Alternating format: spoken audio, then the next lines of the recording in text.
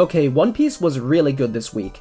From the frigid imagery of Elbaf, to the fun of exploring a new island, to the enormous, insane double pages. Nobody draws giants like Oda does, and nobody draws giant landscapes like Oda does. Sorry I couldn't make videos on the last couple chapters, but this one we gotta talk about. So let's get right into it.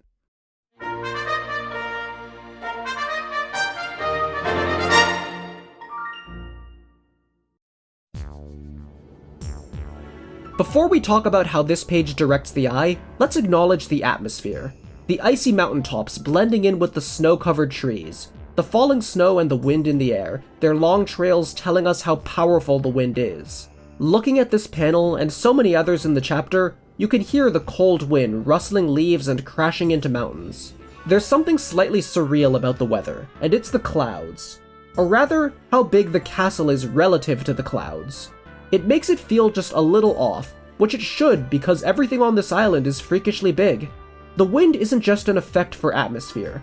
The eye travels down the bridge to the castle, and then the wind lines take us to the rest of the dialogue. From there, the next panel's wind takes us to the characters, after which we follow them to the left. There's that fun fact about how Oda draws everything that moves. A lot of manga artists just draw the characters and leave the rest for their assistants, and there's nothing wrong with that.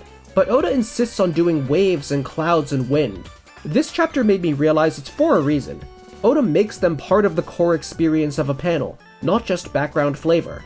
The last thing I'll say about this panel for now is that it establishes a visual motif, the castle sticking up and the bridge sticking out from it. It's distinguishable enough that later, the chapter can use it to tell us we're cutting back to these characters. Everything is multi-purpose. The bridge is part of the motif, but it's also a great tool to direct the eye, as seen here. But it's not just long. Relative to normal humans, it's freakishly tall. We need a different kind of composition to hammer that in. So instead of drawing the eye with the bridge, we use the wind to draw the eye from the top to the bottom, from Luffy to the others below, emphasizing the height, which is aided by the extreme perspective, which we'll talk about a little more later. But my favorite detail is the thick line work. It makes the bridge's presence feel heavier. Like, this isn't a thing that is inherently big. This is a normal thing on a bigger scale. It's simple, but I like that the characters physically engage with what's weird about this. It's not just a background. Luffy climbed on top of it, and the camera angles in the dialogue panels reflect their relative heights. I love how the eye is drawn down as Luffy jumps. We go in diagonally with the bridge, to his speech bubble, and then with him in the direction he's falling. There's all this empty space below, but the composition doesn't feel imbalanced, as this emphasizes the space he's jumping into. After we reach him, the bridge and curvature of the clouds lead us back up, across the next speech bubble, although they work in either order, and to the start of the next panel. But now let's talk about what we're really here for. The highlights of the chapter, the colossal double pages. First, we finally meet Loki. I don't know why Lola didn't want to marry him, he seems like a nice guy to me. The perspective makes him feel huge, with Luffy tiny next to the boots, and the chains having that same outline effect. Now, I'm not an expert on perspective, so I probably don't have the most accurate terminology for this, but essentially, if you sat in Loki's pose, this is the perspective you would get if you put the camera just in front of your feet and barely above the ground. While to get a normal perspective on him, you'd have to be way higher up in the air and like a mile away or something. Our brains intuitively understand this, and it's why we can tell he's huge, not just a normal person drawn big, especially with Luffy as a point of comparison. But it's more than just the perspective that makes this panel feel huge. Even the way the eye is directed adds to the effect. We start by going along with the wind. After reaching his right boot, on our left, we follow the chains over to the right, to his left boot. And from there, more chains and wind take us down to Luffy. It draws our eyes all the way from one side to the other, and back, to make it feel like he's so big that we have to look side to side to take all of him in. I've been in a pretty similar situation to Luffy. Up close to a giant statue, I mean, not an actual giant, you know? And that's literally how it feels. You turn your head side to side to take it all in. And ending on Luffy makes him feel, for the moment, insignificant, something we only notice after we take Loki in. Yet Luffy isn't intimidated. This is a vaguely terrifying sight, someone so huge, dangerous enough to be chained, yet smiling in spite of their imprisonment. But Luffy is Luffy, giving this page a unique sense of dramatic weight. There's one last trick that makes this feel so big, the fact that Loki literally doesn't fit in the panel.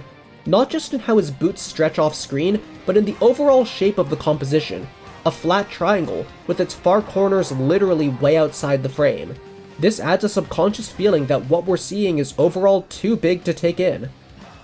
If you thought Loki was big, then you should see the next page. Yeah, so Elbaf? That's a big place. I know all of us fantasy fans out there love a big tree. This is definitely a common trope, but this still feels like a new take on it, thanks to its unique shape, with the double-decker canopies giving it a distinct silhouette. One Piece islands always need to be recognizable like that.